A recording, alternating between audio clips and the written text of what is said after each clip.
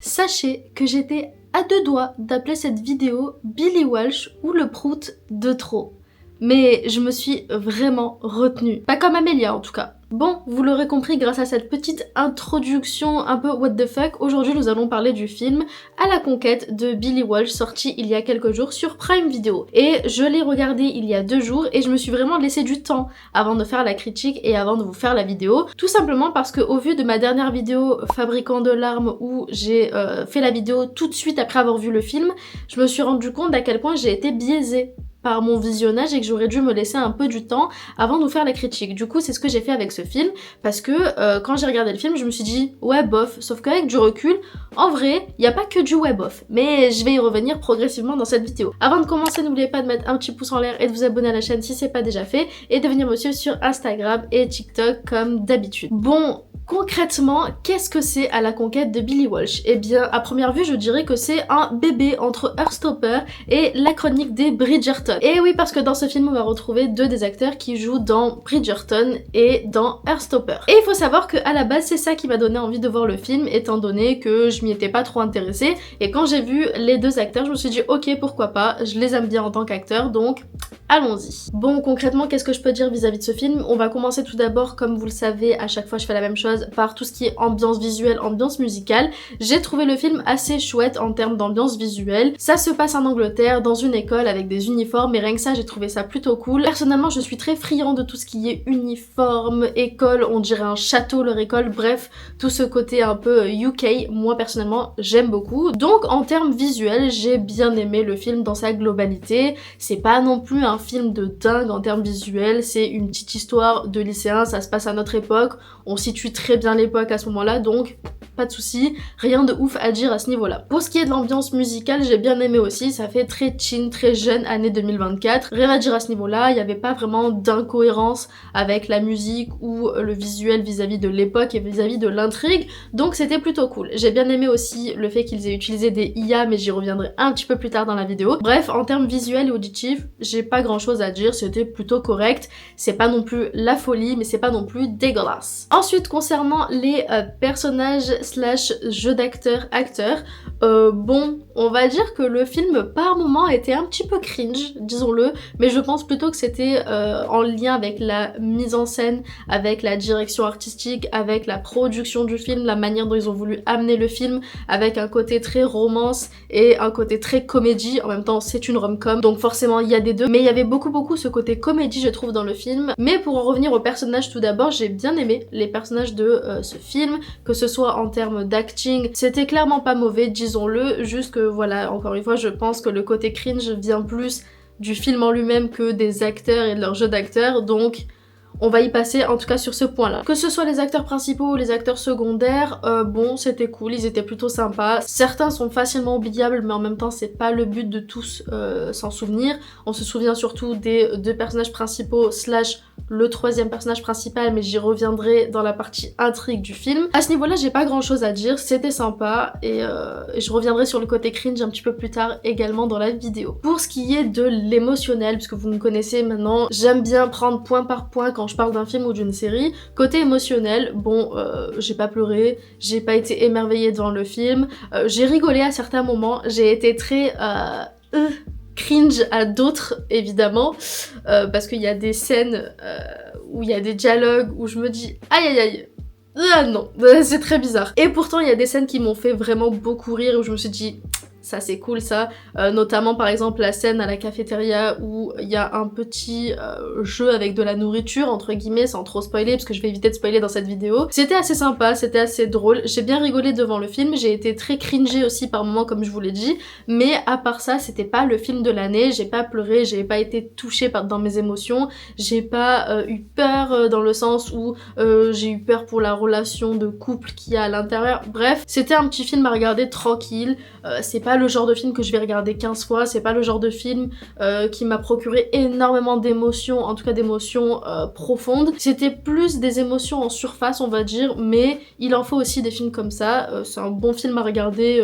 quand t'as rien à faire et que t'as juste envie de te vider la tête, donc pourquoi pas. Maintenant je vais surtout rentrer dans l'intrigue du film parce que je pense que c'est le plus important. Concernant l'intrigue, je vais être honnête avec vous, au début du film j'ai eu un petit peu peur parce que j'ai littéralement eu l'impression qu'on était en train de voir un remake, un plagiat de Kissing Booth. Je sais pas vous, mais le côté deux meilleurs amis qui se connaissent depuis qu'ils sont bébés parce qu'ils sont nés le même jour dans le même hôpital, les parents deviennent amis, ça fait très Kissing Booth. Le côté, c'est triste à dire, mais la daronne qui est malade et qui va mourir dès le début du film, ça fait très Kissing Booth aussi. Il y a plein de petits trucs comme ça, en tout cas dans les 30 premières minutes du film, allez 20 premières minutes du film qui m'ont fait beaucoup penser à Kissing Booth, et quand j'ai vu ça j'ai fait aïe, c'est pas le but. Ce que je veux c'est voir un nouveau film et pas un film que j'ai déjà vu. Tout ça pour dire qu'il y a énormément de choses très prévisibles et très clichés dans ce film. C'est totalement un film cliché d'amour des années 2024, des années 2020 on va dire pour mettre la décennie même si elle est totalement pas finie. Mais on a vraiment beaucoup de clichés à ce niveau-là, des clichés qui se répètent souvent dans ce genre de film.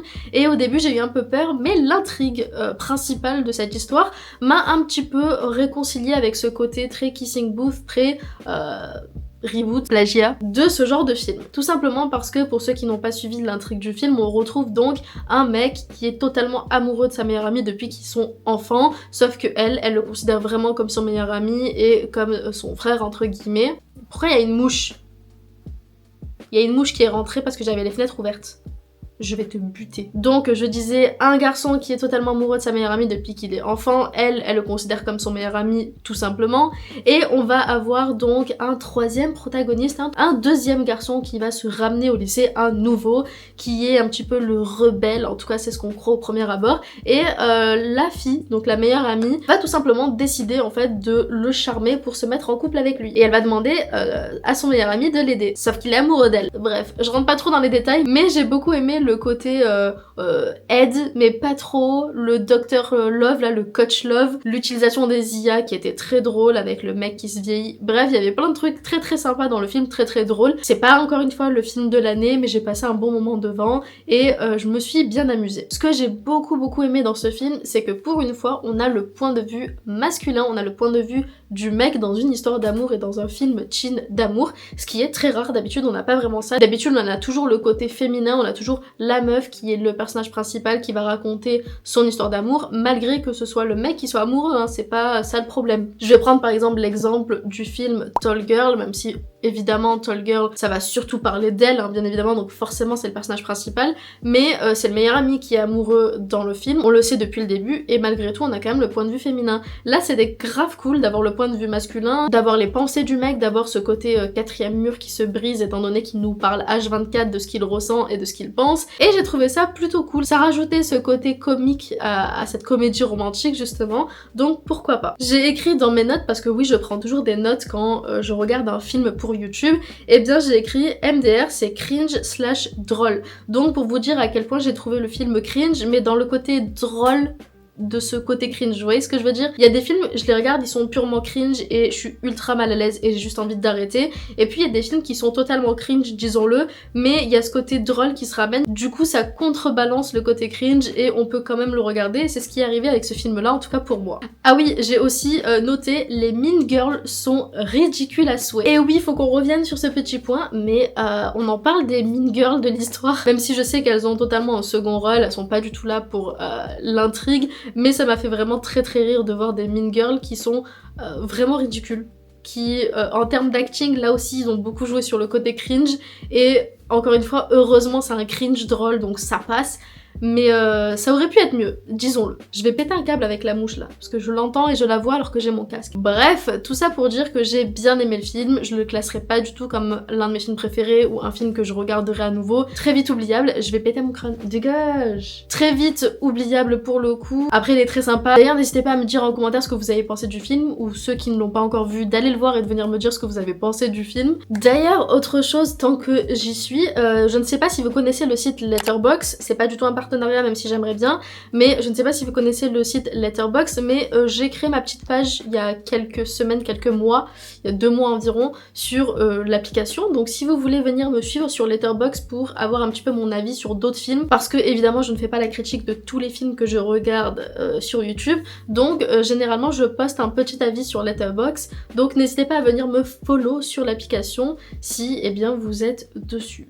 Voilà. Bref, pour ma part, la vidéo est terminée. J'espère qu'elle vous a plu. Si c'est le cas, n'hésitez pas à mettre un petit pouce en l'air et à vous abonner à la chaîne si c'est pas déjà fait. Et comme je vous l'ai dit, n'hésitez pas surtout à me dire en commentaire ce que vous avez pensé de ce film, si vous avez aimé, pas aimé, etc. etc.